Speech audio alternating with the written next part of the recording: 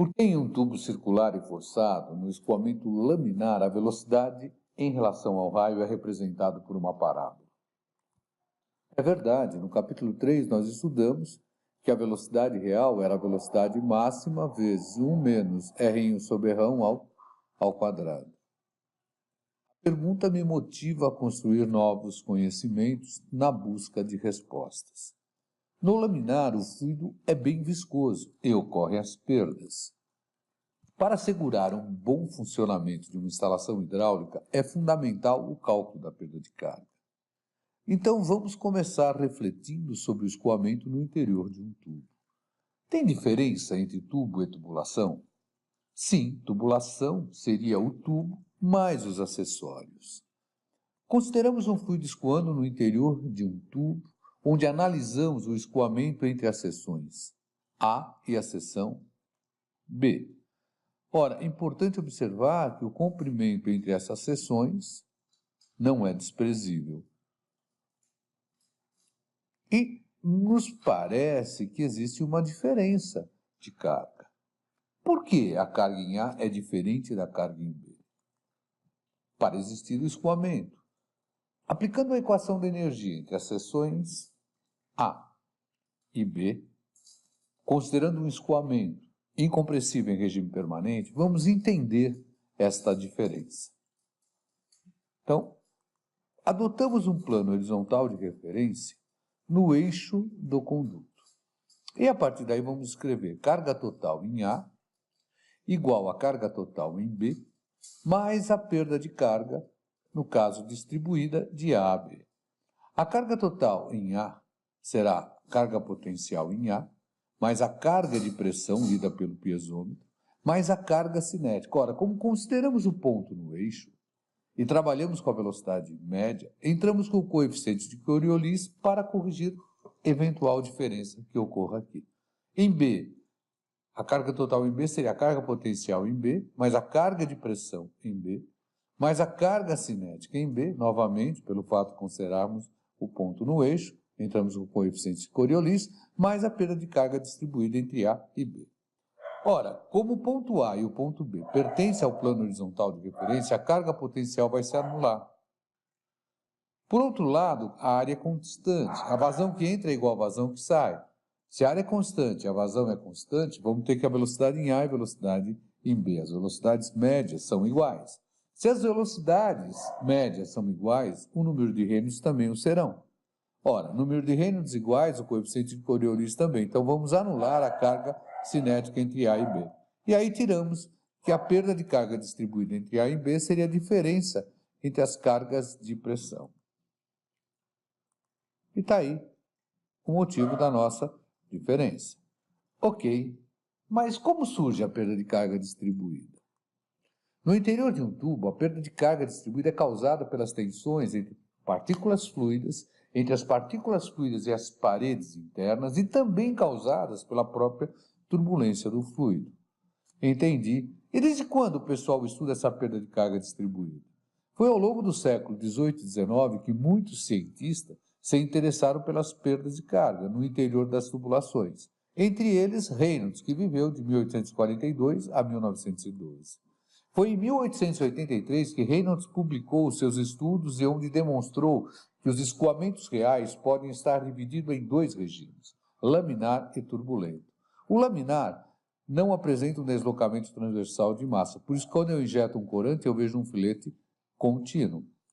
Já o turbulento, temos um deslocamento transversal de massa significativo. E essa turbulência originada pode até mesmo dissolver todo o corante injetado. Ora, Reynolds observou que nós tínhamos uma relação entre a força de inércia e a força viscosa. Força de inércia que é estudada pelo produto da massa específica vezes a velocidade média vezes o diâmetro hidráulico, ou a velocidade média vezes o diâmetro hidráulico. No caso, a força viscosa, estudada pela viscosidade ou pela viscosidade cinemática. Se o meu escoamento é laminar, Reynolds é menor ou igual a 2.000. Se ele for turbulento, ele será maior ou igual a 4.000. Sempre vou poder considerar que a perda distribuída é a diferença de cargas e pressões, como estudamos no exemplo anterior? A perda entre A e B era PA menos PB sobre gama? Não. Veja a situação descrita a seguir. Vamos considerar um tubo de área constante, inclinado. E entre a seção 1 e 2, temos também um comprimento não desprezível. Então, aqui nós teríamos a carga potencial de posição em U, carga de pressão em 1 e a carga cinética em 1. Em 2, nós teríamos a carga potencial em 2, carga de pressão em 2 e a carga cinética em 2. Observe que a carga cinética é a mesma. Se unirmos esses pontos extremos aqui, nós vamos ter o que nós chamamos de linha de energia. Ela nos permite determinar a carga total em qualquer de seus pontos. Se unirmos a soma da carga potencial de posição com a carga de pressão, vamos ter o que nós chamamos de linha piezométrica. E os seus pontos nos indicam a soma dessas duas cargas. Consideramos carga total em 1 igual a carga total em 2 mais a perda distribuída de 1 a 2. Carga total em 1, carga potencial em 1, mais carga de pressão, mais carga cinética. Carga total em 2, carga potencial em 2, carga de pressão em 2, carga cinética. Só que nesse caso, só iremos anular a carga cinética. Isto porque as áreas são iguais, as áreas sendo iguais, a vazão sendo constante, nós temos velocidade constante, Reynolds constante e coeficiente de Coriolis constante. Portanto, a nossa perda de carga seria Z1 menos Z2 mais P1 menos P2 sobre gama. Importante até observar que, nesse caso, essa diferença de cota é negativa, porém a perda de carga jamais o será. Portanto, a diferença de cargas de pressão é mais significativa do que a diferença entre Z1 e Z2. Ok, mas para projeto não poderemos calcular a perda de carga distribuída pela equação da energia, certo? Isto mesmo. Por esse motivo, vamos procurar uma alternativa para fazer esse cálculo. Vamos iniciar refletindo sobre o escoamento em regime laminar, já que nele temos equações bem estabelecidas. Vamos procurar um método que permite calcular a perda de carga distribuída para Reynolds menor ou igual a 2000. No escoamento em regime laminar, cada molécula do fluido se desloca segundo uma linha paralela à direção do escoamento. Apesar da direção ser a mesma, para todas as moléculas, suas velocidades de deslocamento variam devido à presença da tensão desse alinhamento. Então, nós temos um diagrama de velocidades, a velocidade será máxima no eixo e vai até nula junto às paredes internas. A força tangencial desenvolvida em um ponto qualquer do fluido, por definição, será o produto da viscosidade pelo gradiente de velocidade. E como é contrário ao movimento, fica com sinal negativo. E ela que vai ser responsável pela redução da velocidade. Então, nós teríamos que a tensão desse alinhamento seria menos a viscosidade vezes o gradiente de velocidade. Para melhor definir as forças que surgem, consideramos um elemento de forma cilíndrica, limitando um volume no interior do tubo e analisando as forças aplicadas nesse volume. Então, nós temos um cilindro de comprimento dx. Vamos estabelecer que a somatória das forças em relação a x é nula, porque o escoamento é equilibrado, não existe deslocamento transversal de massa. E por quê? A molécula vai percorrer o quê? Uma linha paralela ao eixo. No caso do escoamento laminar, temos o eixo x, aqui nós temos a pressão P mais dP agindo nesta área, que seria πr ao quadrado. Positiva porque tem o mesmo sentido de x, então nós teremos P mais dP vezes πr ao quadrado. Aqui nós temos a pressão P, também agindo nessa área πr ao quadrado, com valor negativo, porque já que é contrário a x, então ficaria com menos P vezes πr ao quadrado. E temos a tensão desses alinhamentos agindo em toda a área lateral, também negativa, contrária a x. Então, ficaremos com menos tensão desse elemento vezes a área da superfície lateral, 2πr dx. Essa somatória tem que dar zero. Por quê? Porque o escoamento é equilibrado, não tem um deslocamento transversal de massa. Vamos dividir tudo por πr, que vai resultar a eliminação da pressão vezes o raio. Ela desaparece. Isso nos origina dp vezes r igual a 2dx vezes a tensão desse elemento. Vamos chamar isso aqui de equação 1. Lembramos, por outro lado, que a tensão desse elemento é menos μ dv dy. E substituindo em 1, vamos ter uma segunda equação, já que no lugar, né, do nossa tensão desse elemento, vamos colocar menos μ dv dy. Então ficamos com r dp sobre 2dx igual a menos μ dv dy, uma equação 2. Observando a seção do diagrama de velocidade, podemos escrever que y seria r menos r'. Diferenciando isso, diferencial de y dy igual ao diferencial de r maiúsculo é zero, porque é uma constante, menos dr. Então, nós tiramos que dy é igual a menos dr. Vamos chamar isso de equação 3. Vamos pegar a equação 3 e vamos substituir na equação 2. No lugar do dy, eu vou colocar menos dr. Então, vai ficar positivo aqui. Então, eu vou ficar com r dp 2dx igual a μ dv dr, que me permite escrever que dv seria r dp sobre 2μ dx dr. Integrando e tirando para fora tudo que é constante, resulta em velocidade real igual a 1 sobre 2π vezes dp dx vezes integral de r a r' de r dr.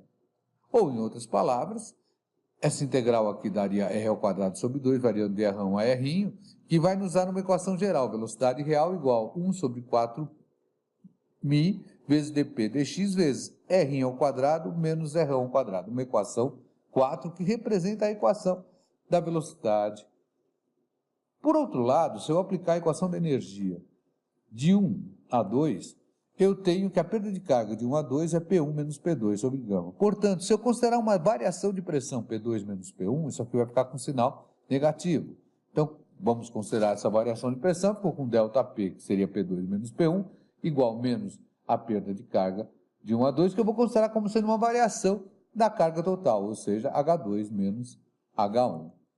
Ora, se ao invés de trabalhar com um delta, eu trabalhar com a derivada, eu vou ficar com a derivada da pressão igual a ρg, passei para o lado de lá, vezes a derivada da carga total, uma equação 5. Eu vou pegar a equação 5 e vou jogar na equação 4. No lugar de dp, eu vou colocar ρg dh. Então, eu fico com velocidade real, ρg 4π, vezes dh dx, vezes r ao quadrado menos r ao quadrado, equação 6. Importante observar o seguinte, que dh dx, na verdade, é a minha perda de carga, né? Só que, se eu considerar menos dh dx, eu vou considerar a perda de carga como sendo positiva e não menos a perda de carga. O R' seria a distância em relação ao centro e o R' é o raio do tubo. A equação 7 representa a equação geral da velocidade. Então, nós temos velocidade real igual a menos ρ vezes g 4μ vezes dh dx vezes r ao quadrado menos r ao quadrado. Ela nos permite calcular a velocidade do escoamento em todos os pontos da seção considerada. Exemplo. Se eu considero R igual a R', eu vou tirar que a velocidade real é zero. Se eu considero R' igual a zero, temos a velocidade máxima, estamos no eixo. E a partir daí eu posso escrever que a velocidade máxima é igual a ρ vezes g, 4μ vezes dh dx vezes r ao quadrado, uma equação 8. Lembrando da equação de uma parábola, onde x era igual a y ao quadrado mais b, onde x representa a velocidade real e y é R', podemos até já concluir que, para o escoamento laminar, realmente a distribuição de velocidade em relação ao raio é representada por uma parábola. Até concordo e compreendo que o escoamento laminar em conduto forçado, seção transversal circular, V em relação ao raio, é representado por uma parábola.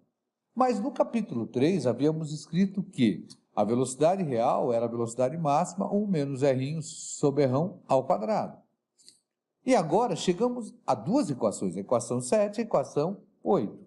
Equação 7, velocidade real igual menos ρg sobre 4μ, dh dx vezes r ao quadrado menos r ao quadrado. E a equação 8, onde nós temos ρg 4μ vezes dh dx r ao quadrado. Será que essas equações são iguais? Quando eu pego a equação 7 e a equação 8, eu tenho a mesma situação? Vamos tentar mostrar isso. Para tal, reescrevemos a equação 8. Simplesmente vou pegar o r ao quadrado e vou passar para cá dividindo. Então, vou ficar com v máximo sobre r ao quadrado igual ρg 4μ dh dx. Equação 9. Vamos também reescrever a equação 7. Para isso, eu pego esse termo, multiplico por r ao quadrado, esse termo multiplico por r ao quadrado. Então, eu fico com a velocidade real igual menos ρg 4μ vezes dh dx r ao quadrado, menos com menos mais, ρg 4μ vezes dh dx vezes r ao quadrado. Agora eu vou pegar a minha equação 9 e vou jogar na equação 10, que vai me resultar o seguinte: velocidade real igual menos velocidade máxima r ao quadrado vezes r ao quadrado, mais velocidade máxima r ao quadrado vezes r ao quadrado. Ó, r ao quadrado já cancela. E aí eu posso colocar a velocidade máxima em evidência, que vai resultar velocidade real igual a velocidade máxima vezes 1 menos r sobre r ao quadrado, que é precisamente a equação que havíamos estudado no capítulo 3, e que resultou que a velocidade média era a velocidade máxima sobre 2. É isso aí, moçada. Esclarecido o porquê adotamos no escoamento laminar a velocidade em função do raio como sendo uma parábola, não esqueça de se inscrever no canal, e assim você me ajuda a dar continuidade a esse projeto. Bons estudos!